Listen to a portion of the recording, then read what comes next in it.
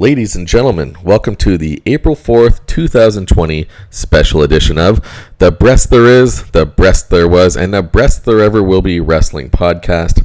As always, I am your host, Mikey B, WWE. And today's podcast is very special because this weekend is Wrestlemania weekend, the granddaddy of them all in the land of the WWE universe. This WrestleMania this year, of course, for anyone who's been watching, is going to be significantly different than any other WrestleMania we've ever witnessed before. And the reason being, of course, is with everything going on with the COVID-19 coronavirus pandemic that we're dealing with in the world, just like virtually every other sports and entertainment promotion, their WrestleMania or WWE is not going to be performing in front of people. I personally think it's a weird decision that they even went through with WrestleMania, given the fact that just about every other sports league almost on the planet is being postponed or suspended indefinitely right now. I don't agree with this move by Vince McMahon. And as a result, he has decided to spread this event over 2 days instead of the normal 1 day for an event, which is also unusual. But I'm sure the main reason behind that is because, well, there's no other sports going on, so we can get more viewers, more ratings, and over 2 nights. And obviously, the hope for Vince McMahon and company is to get more subscribers to their WWE network, which they're always clamoring to do. So I do want to go on record saying that I think this is not a wise move, and I have done some reading, and it sounds like that the performers in WWE are performing at WrestleMania on a voluntary basis. But it's not as cut and dry as that. For anyone that watches wrestling, surely knows that WrestleMania is the biggest event of the year. Normally, at least, I can't say definitively this year, but normally it's the biggest payday for these performers. So I can understand if they're healthy enough to work. Most of these athletes and performers are going to want to participate in this big event. It is weird, though. It's strange that it's happening at their performance center in front of no people. I think that's going to dramatically affect just the overall enjoyment of this. I don't know how many people have been watching the television broadcast in recent weeks, but it's been kind of dry. Hasn't been very exciting. They've been airing a lot of matches from the past too, to just try and fill time.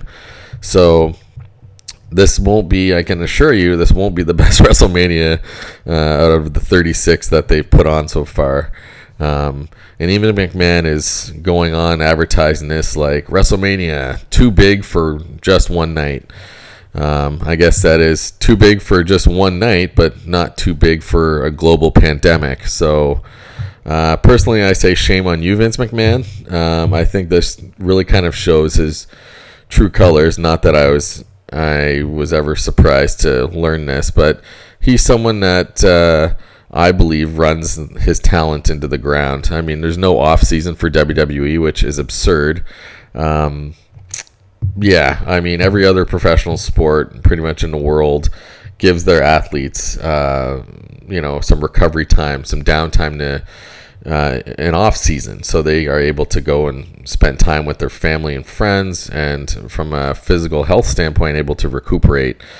Vince McMahon has never subscribed to this notion. I don't understand why. Perhaps it's just because he's one of the most greedy business owners in the world, but yeah, as you can tell, I very strongly disagree with this whole event taking place at all. And I'm curious to seeing as how this was, and I'm going to use air quotes when I'm doing this podcast, this was a voluntary, decision by the performers to be a part of WrestleMania. I'm curious to see once WrestleMania is done and presumably they receive a big paycheck for it, if they're going to how many wrestlers are going to, depending on how long this pandemic lasts for, if they're going to start holding off and not participating in the following shows and the following pay-per-views.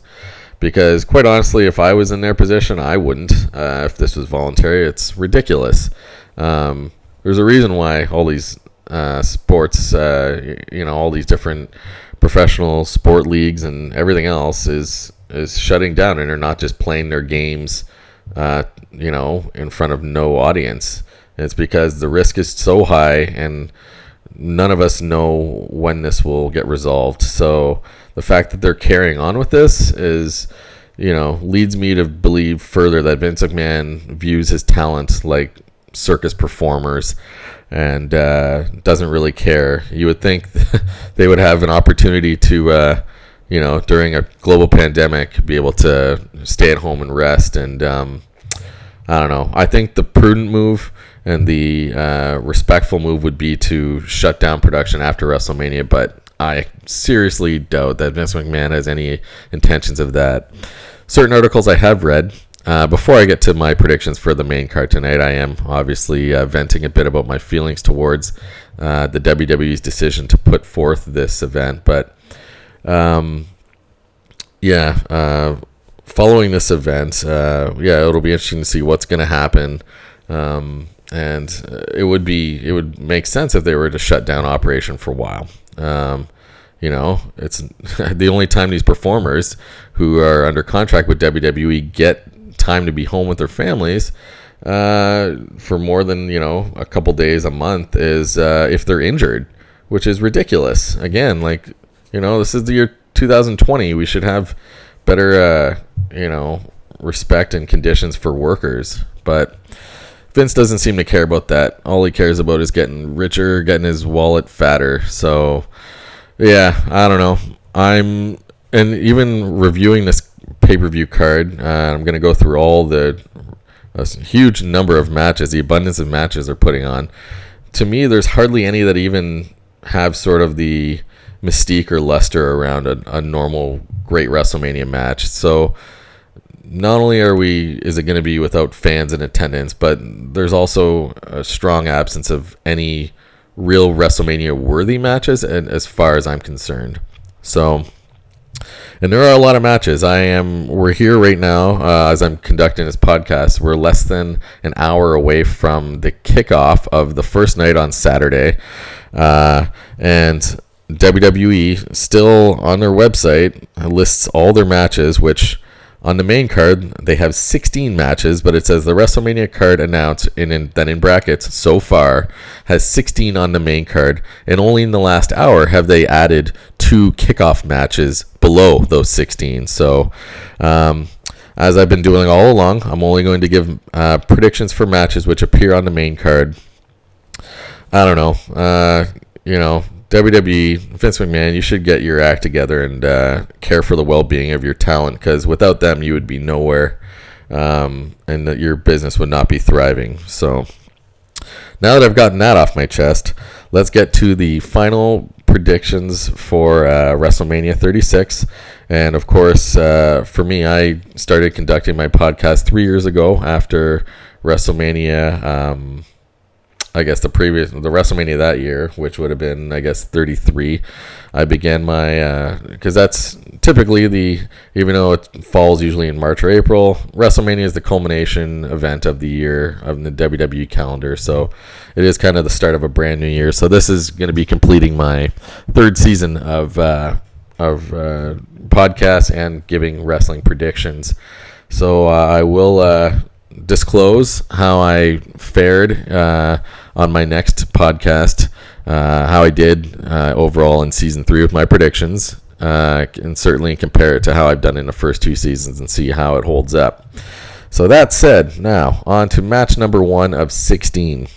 The first match is featuring Otis from Heavy Machinery taking on Dolph Ziggler. This feud has been built around a supposed love triangle with Mandy Rose.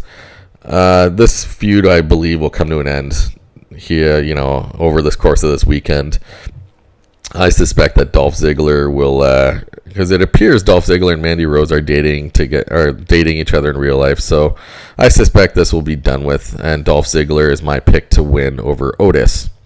Match number 2 is Elias versus King Corbin. And I got to say, with some of these matches of the 16, there's not a great deal of storyline development.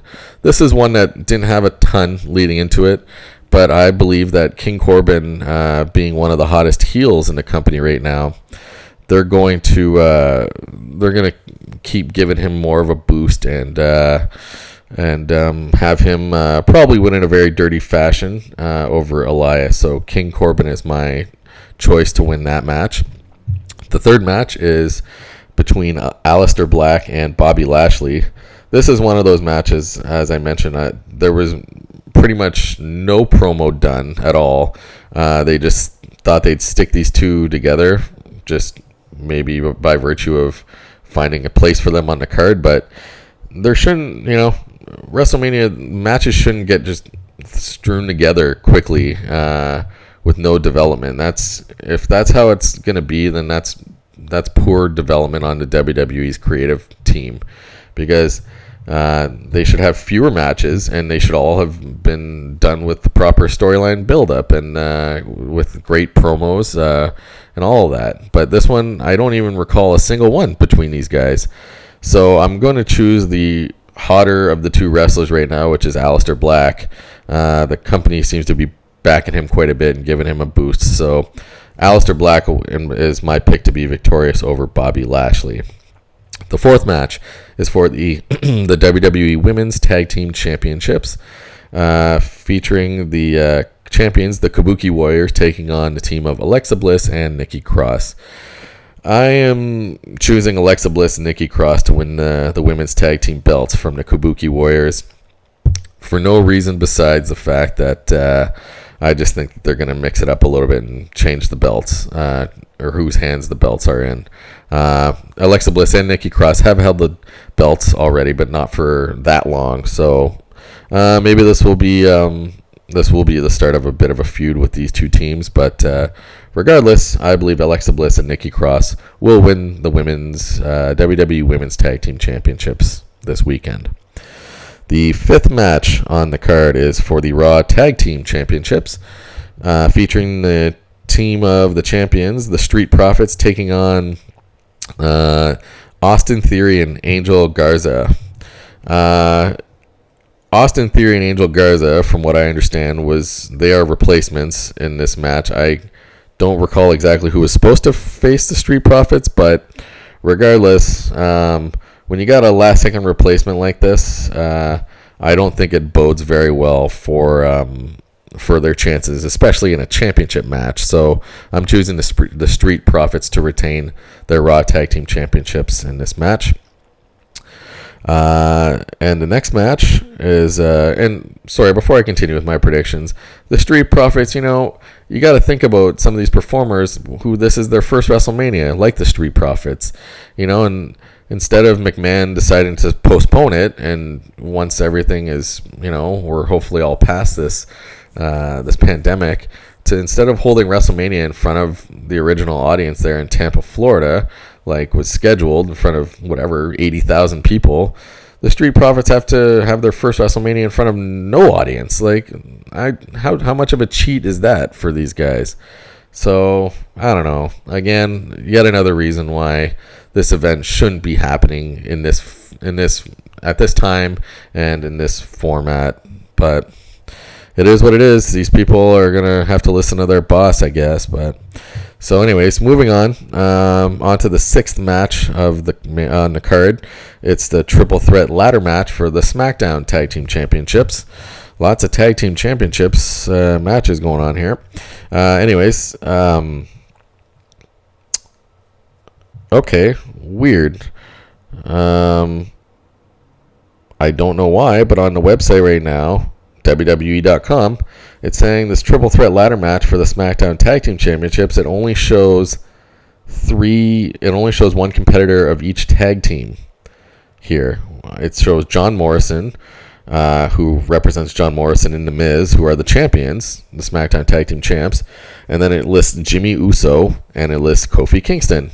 So Jey Uso and Big E and The Miz, for some reason, are not listed here. That's very strange. I don't know why they've done that. Regardless, I guess I'm going to stick with I will choose either the team or the individual who will be victorious here, depending on whatever. The fact that the show is about an hour away and they are putting on their website the announced match cards so far. These guys, I don't know. Even though this was filmed beforehand, they're scrambling, it sounds like, for what they're doing. But either way, I believe since The Miz and John Morrison were recently crowned as the SmackDown Tag Team Champions, I don't see them losing yet. I think that wouldn't be a good idea, especially since the Usos and the New Day have each won the belts like 5-6 times each. Like, they've won it a lot. It's getting a little, a little bit boring, a little bit redundant having those teams win so often. So I'm choosing John Morrison and The Miz, or if they're doing just a representative of each team, I guess I'm choosing John Morrison to retain. But either way, I believe those John Morrison and The Miz or John Morrison will be victorious over the others. Okay, moving on. The Intercontinental Championship match is the next match on the card, with champion Sami Zayn taking on Daniel Bryan. I mean, Sami Zayn's the Intercontinental Champion, but he was a part of a 3-on-1 group with his buddies, Shinsuke Nakamura and Cesaro, when they beat Braun Strowman for the Intercontinental belt last month. So I guess since he made the pinfall, he's the Intercontinental Champion, but I don't know. This is weird. I was surprised, actually. I chose Braun Strowman because I thought the idea of them awarding an Intercontinental Championship to 3 people was absurd, but they decided to give it to one of them, which happened to be Sami Zayn. And I love Sami Zayn and I love Daniel Bryan. Hands down, 2 of the absolute best wrestlers in the company, in the world. They would put on they can put on a great match in front of people or not. But this is obviously, I think, going to be a little bit. This match won't be as great because we're going to have interference from these outside guys, like the 2 guys I just mentioned who are aligned with Sami Zayn, and Daniel Bryan lately has been aligning himself with Drew Gulak.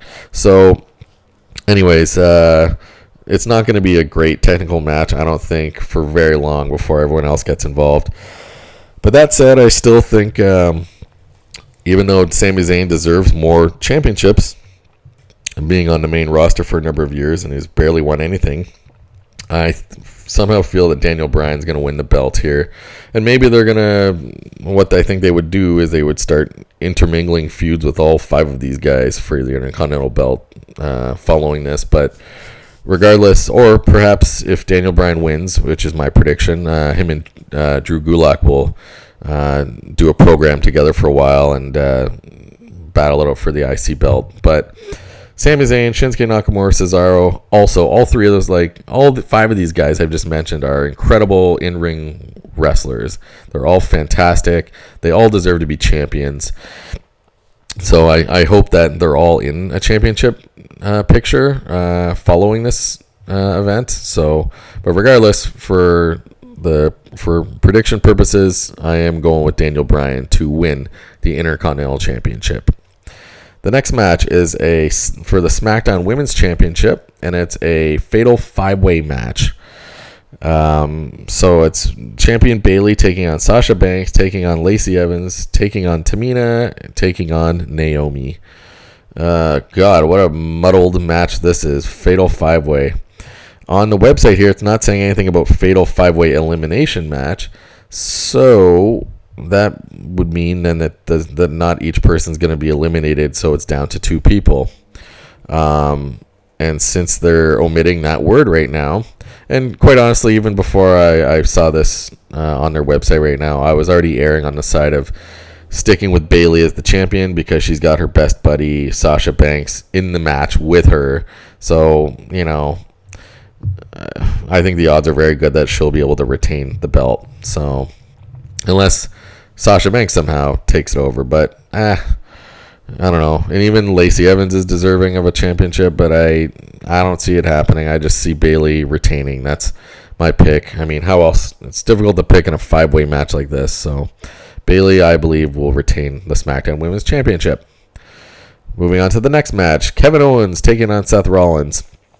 I'm choosing Seth Rollins to win here because he's going to have his acolytes, his, AOP and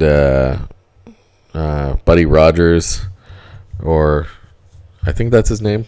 But either way, he has his acolytes. He has his people that are going to help him win this match. So Seth Rollins will beat Kevin Owens. That's my prediction for that match. The next match is for the NXT Women's Championship, with the NXT champion Rhea Ripley taking on Charlotte Flair. It's tough to choose against Charlotte Flair on any pay-per-view, especially at WrestleMania, or let alone WrestleMania. But I got to imagine unless they're making a really poor decision, you don't bring up the NXT champion Rhea Ripley onto a main roster big pay-per-view like WrestleMania against arguably one of the best women's wrestlers of all time. You don't do all of that to make her lose, because what's the whole point? I mean, NXT for all intents and purposes is supposed to be like a training development level branch within the WWE. So you don't usually bring those people up to the main roster until they're ready to go and perform at a top level. If Charlotte Flair wins the belt, what's going to happen? She's going to return to NXT now and defend the belt against other? No, to me that seems ridiculous. And it would also completely stifle any momentum that they're putting behind Rhea Ripley, and there's a lot of great praise going around about her. She's a really talented performer. So what I think we will see is a really good contested match. I think Rhea Ripley will squeak out the victory, but this feud will continue on, and hopefully Rhea Ripley will then soon move up to the main roster anyways and leave NXT behind. So I think Rhea Ripley will be victorious in this match over Charlotte Flair. It'll, like I said, I think it'll be a really good, technical matchup between these two. And I hope Rhea Ripley wins, and I believe she will. So that's my pick there. The next match is for the Raw Women's Championship, with champion Becky Lynch taking on another, former NXT performer now, Shayna Baszler. Shayna, came up in recent months, and she's been pretty dominant. Becky Lynch, of course, she's held this belt since last year's WrestleMania. I don't think, I think it'd be too soon for them to give the title to Shayna Baszler. I don't see with the run that Becky Lynch has been on, retaining that belt this whole year, I don't see her losing it to a relative young up-and-comer like Shayna Baszler. However, this feud would be far from over. This is not the only time we're going to see them lock up at a pay-per-view for a championship belt. But I think the first matchup between these two at a high-profile event like WrestleMania will go to Becky Lynch. I think she will retain the Raw Women's Championship here, also in a well-contested match, just like Rhea Ripley and Charlotte Flair for the NXT Women's Championship. Okay, so Becky Lynch is my pick for that one to retain. Moving on, we're getting closer, friends. It's only about 5 or 6 more matches here. The next match is the last man standing match between Edge and Randy Orton. Edge, of course, he made his in-ring return at Royal Rumble, which was awesome. Probably one of the, maybe if not the biggest highlight of the Royal Rumble event. I don't like to do a lot of reading about the WWE outside of the WWE's website, because you're prone to hearing spoilers and behind the scenes stuff about what's happening with performers, how long their contracts are, how long they're staying in the company, things like this. I intentionally did not read this about Edge because I want to be able to make my prediction just from a strictly wrestling analytical standpoint. Randy Orton, of course, is younger. He's healthier. He's in better wrestling in ring shape. So I was tending to lean for him winning, but ultimately I think the WWE is going to want to give a lot of feel good moments to the viewing audience at home, since there's not going to be you're not going to hear any crowd reactions at this event. So ultimately I'm choosing Edge to win this match. I hope he's going to return or continue to wrestle after this match. If he's not, and if other people are aware he's not, then Randy Orton makes the most sense, of course. But I hope that they bring Edge in for this, and he's going to give him a nice win, and hopefully he'll be able to have some more in-ring time and have some more feuds with people. So, last man standing. This hopefully won't be too long of a match, even though we have 2 nights that WWE is going to use for this. But anyways, Edge is my pick for that match. The next match is a Firefly Funhouse match with John Cena taking on The Fiend, Bray Wyatt. Last month's pay-per-view, Elimination Chamber. No, wrong. This was not an Elimination Chamber. It was at Super Showdown in Saudi Arabia. To me, I said on my podcast that the no-brainer pick of the night on that show was Bray Wyatt defeating Goldberg to retain the WWE Championship. I was completely gobsmacked that they gave the belt back to Bill Goldberg. Bill Goldberg, in my opinion, sucks. He's an old wrestler in his 50s who has not wrestled regularly for many years. Even when he was a younger, more athletic wrestler back in the late 90s and early 2000s, he was never a good wrestler as far as I'm concerned. His matches are never long because he doesn't have much of a skill set. He is notorious for being a dangerous in-ring worker, most specifically when a kick he gave to Bret the Hitman Hart's temple many years ago in WCW subsequently ended Bret Hart's career, who to me is the greatest wrestler of all time.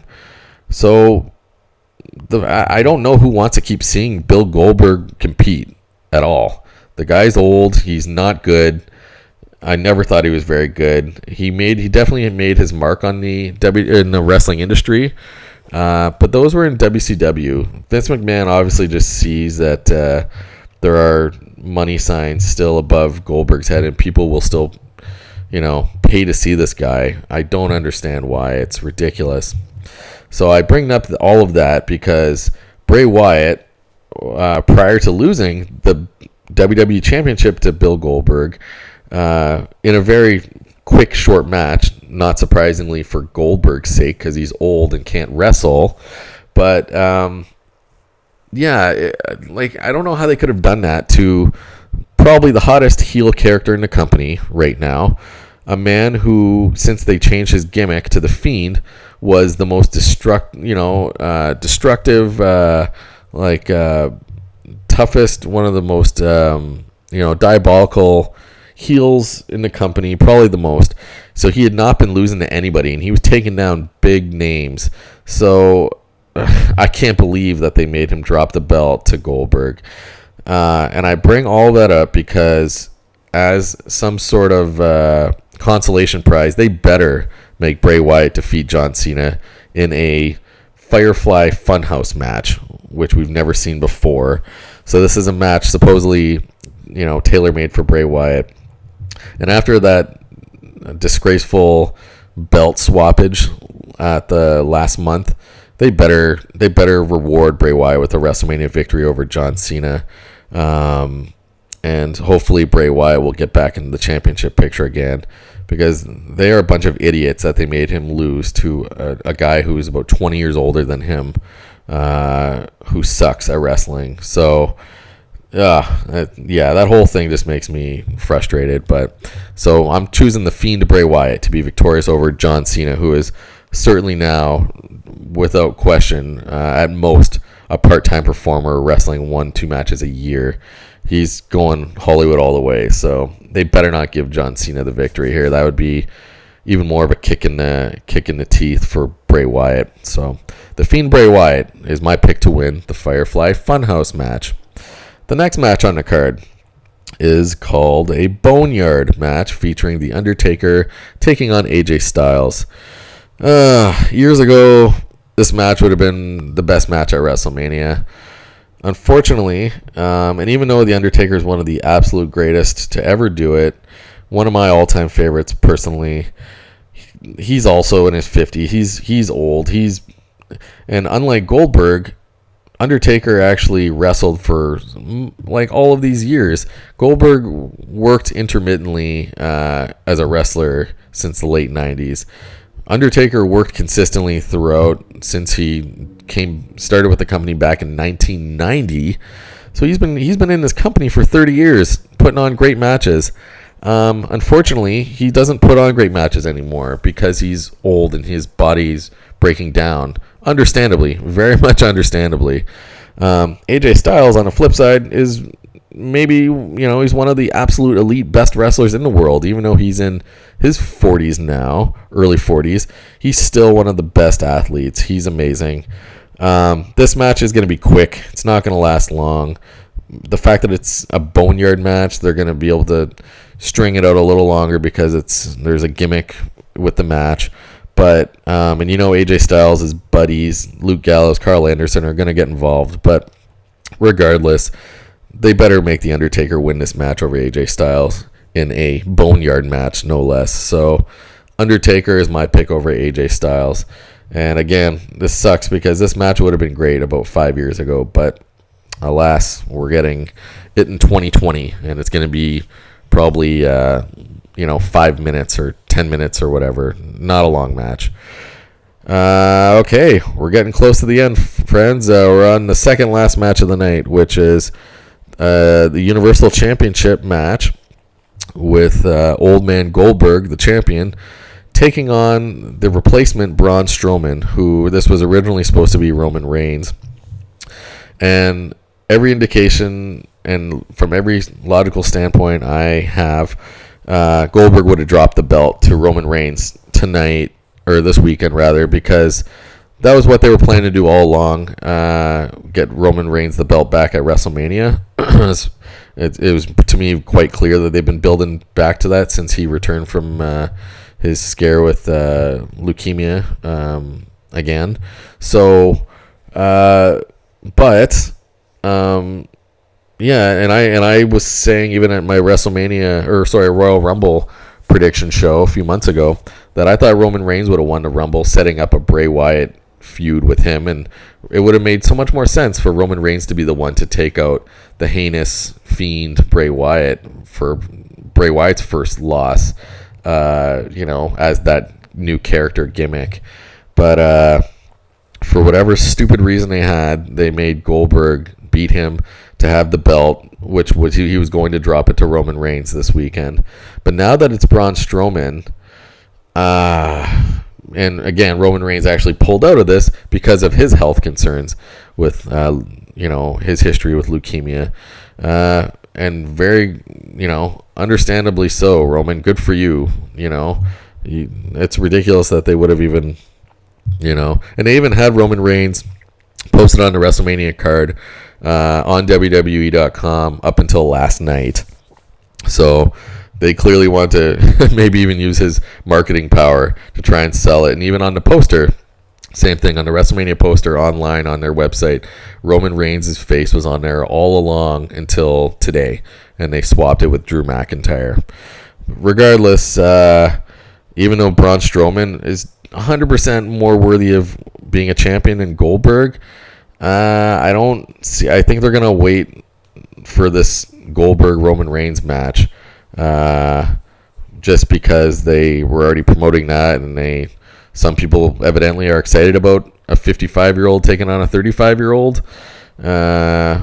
But, well, we're going to get another 55-year-old taking on a different 35-year-old. Actually, Braun Strowman's probably even younger than Roman Reigns. But regardless, even though Braun Strowman is very much deserving of winning championships, I don't think he will yet. Not the top championship. Not like this. This match is going to be about 4 minutes long. Goldberg will not be able to do his one of the two moves that he can do on Braun Strowman, where he does that suplex jackknife, or no, I forget what it's even called. It doesn't matter. He's not a good wrestler. All he'll be able to do is spear Braun Strowman after kicking and punching him a bit. So expect a 4-minute match and Goldberg to retain the belt, the Universal Championship, over Braun Strowman, unfortunately. But because the company is just waiting to give it back to Roman Reigns. But so Goldberg is my pick there to retain, even though I can't stand him as a wrestler. And the final match of the 16, finally we're here, is the WWE Championship match with the champion Brock Lesnar taking on Drew McIntyre. This one to me is one of the easiest ones to predict on the night. Drew McIntyre, he's going to win the belt. That's it. It'll probably be a pretty decent match. Would have been a lot better in front of an audience, of course, but Drew McIntyre is going to realize his dream and win the WWE Championship this weekend over Brock Lesnar. And I don't know if they will continue on a feud or not, or a program after this, but Drew McIntyre will win the WWE Championship this weekend. So there you go, folks. Those are my predictions for WrestleMania 36 this weekend. Hope you enjoyed my verbal rant against Vince McMahon and the company. I do think certainly there is a place. The one thing I want to say, even though I'm very clearly upset and frustrated with the company for putting this event on, I do understand, especially in a time like this, the need for entertainment, the need for distraction from all the seriousness and the chaos and the tragedy going on in the world right now. But WWE, you have a WWE network that has access to all of your pay-per-view events over the 35 years, 40 years worth of not only your company but WCW, all of these companies. There is more, like, people could watch that network for probably years and not watch the same thing twice. There's so much content on there. So again, this just sort of backs up my original feeling that they should have just not had this event yet. Postpone it. Do it later in front of an audience so everyone, especially the WrestleMania ticket holders too, they're cheated out of this. They don't even get a chance to attend a WrestleMania live right now. Like, it's nonsense. So I don't know. I think the WWE, I think Vince McMahon is, I don't get why he did this. The only conclusion I can draw is that he's just really that greedy and wants money and viewership and all of these things. But he should really, at a time like this, put the health and safety of his performers first and foremost, as well as the fans. So there you have it, folks. Hope you enjoyed. I hope this weekend of WrestleMania won't be terrible. I think there's potential for some of these matches to be pretty good, but it's going to be weird. It's going to be different than any other WrestleMania, and probably it'll rank as one of the worst WrestleManias when it's all said and done. But that's not the wrestler's fault. That's because there's not going to be any atmosphere, so which there should never be an absence of for a WrestleMania event. But Vince McMahon, never, there's no such thing as being on hold. So, okay, if you liked what you heard today, certainly don't forget to like and subscribe to my YouTube channel below. Thanks very much for listening, and see you next time.